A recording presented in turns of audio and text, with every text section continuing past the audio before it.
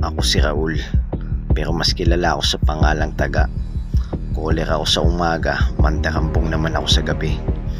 Tambay ako pero may asawa at anak akong binubuhay. Kailangan kong dumiskarte para mabuhay at may makain ng pamilya ko. Masama ang tingin ng marami sa akin dahil doon nila ako nakikilala. Pero alam ng Diyos na hindi ko gusto ang ginagawa ko. Pero parang wala akong karapatang mamili kung anong buhay ang dapat kong tahakin. Basta ang alam ko lang, kailangan kong dumiskarte.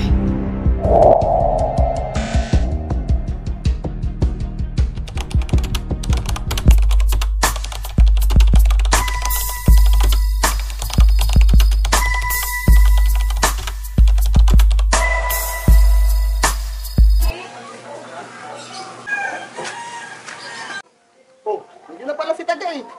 Yan, ayos ka daw. Parating na. Oo nga no. Eh, Gadoy, natid mo ba yung ano ko? Pinatid ko sa'yo kahapon? Oo, natin ko naman ng maayos sa magina mo. Ayun pa nga, sinabihan pa nga ako ng magina mo, hindi ka pa daw tumigil dyan, baka mahuli ka daw ng mga polis. Ano sabi sa'yo? Yun, sabi ko, didiskarte ka pa eh. Yun nga, puta, sumablendes discarte ko kagahapon. Wala ba tayong diskarte dyan? Meron, minalmanan ko kaganina yun. Nagsyota. Dalawa sila. Anak ni Aling Nena, yung maganda. Magkakaroon tayo dun. Correct na yata yung lakad mo eh. Alam ko lahat ng tao may pagkatanga eh. Pero ikaw parang sagad yung pagkatanga mo eh. Hold upin natin. Alam ko yun eh. Sino ba talaga hold upin? Yung anak o yung kasama? Yung anak, yung babae. Maganda kayo mamaya, gabi.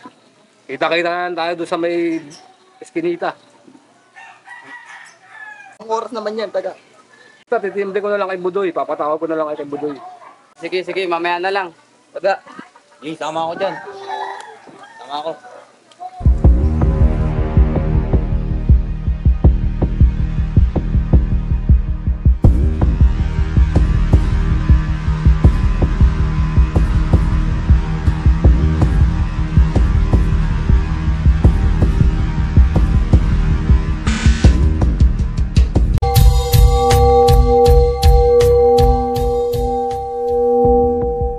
Sigurado bang darating yun? Kanina pa tayo naghihintay dito eh.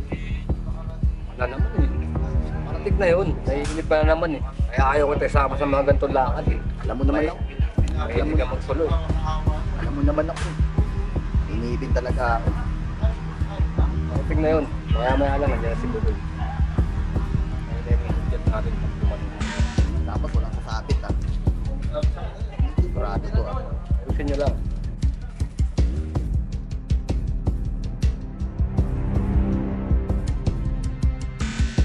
Sila, lapit na.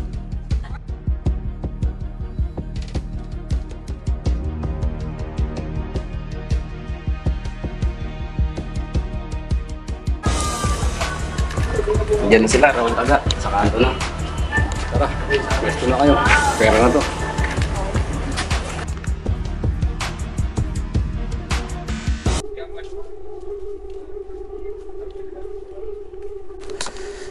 Ano ba yan? Next time naman sa magandang lugar naman mo ko dalhin.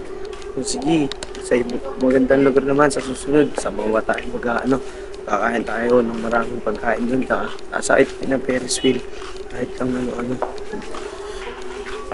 Hindi yun, di ba nakakatakot dito sa lugar doon? Hindi yan, taga dito ako ng Parang tiwala. laging mayroong panganib na mangyayari dito. Ayan. Takot naman dito. Sige, pero hayaan mo, hindi kita papapayaan dito.